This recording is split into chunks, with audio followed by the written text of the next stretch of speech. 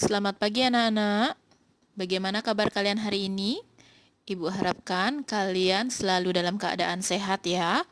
Nah, untuk pagi ini kita akan melanjutkan ke aplikasi barisan dan deret. Adapun tujuan pembelajaran kalian hari ini, yang pertama, kalian mampu menyelesaikan permasalahan yang berkaitan dengan pertumbuhan. Yang kedua, kalian mampu menyelesaikan permasalahan yang berkaitan dengan peluruhan. Kita masuk ke yang bagian A, yaitu pertumbuhan. Nah, pertumbuhan di sini bukan pertumbuhan dari kalian kecil menjadi dewasa ya, tapi pertumbuhan eksponensial, yaitu pertumbuhan menurut deret ukur atau geometri.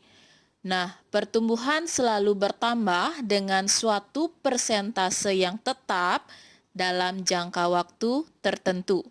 Secara umum, nilai benda setelah T tahun itu dirumuskan sebagai berikut.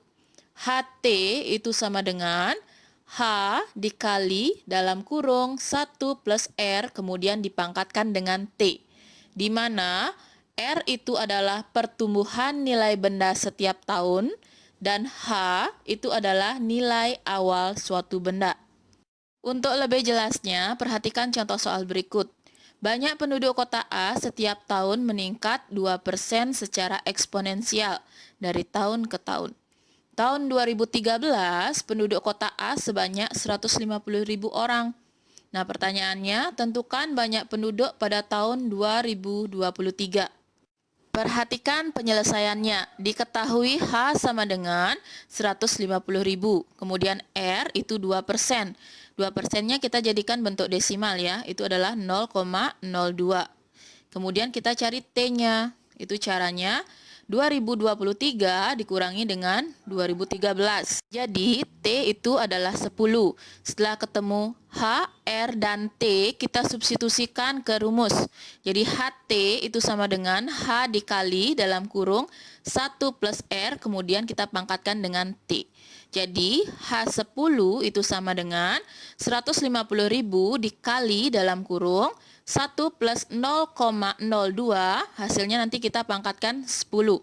Ya, jadi H10 itu sama dengan 150.000 dikali 1,02 berpangkat 10. Boleh kalian cari pakai kalkulator ya, silahkan.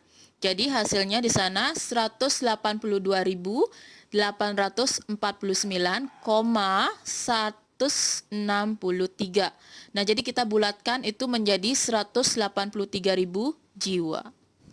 Selanjutnya kita ke bagian yang B, ke peluruhan.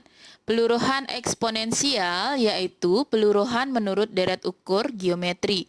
Peluruhan selalu berkurang dengan suatu persentase yang tetap dalam jangka waktu tertentu.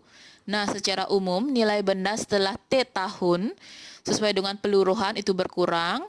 Jadi HT itu sama dengan H dikali dalam kurung 1 dikurangi R kemudian dipangkatkan dengan T. Di mana R itu adalah peluruhan nilai benda setiap tahun. Kemudian H itu adalah nilai awal benda. Untuk lebih jelasnya, perhatikan contoh soal yang berkaitan dengan peluruhan berikut. Nah, suatu bahan radioaktif yang semula berukuran 125 gram mengalami reaksi kimia sehingga menyusut 12% dari ukuran sebelumnya. Itu terjadi setiap 12 jam secara eksponensial. Pertanyaannya, tentukan ukuran bahan radioaktif setelah 3 hari. Perhatikan penyelesaiannya. Di sana diketahui H itu adalah 125, kemudian R-nya itu sama dengan 12%. Yang kita buat dalam bentuk desimal adalah 0,12.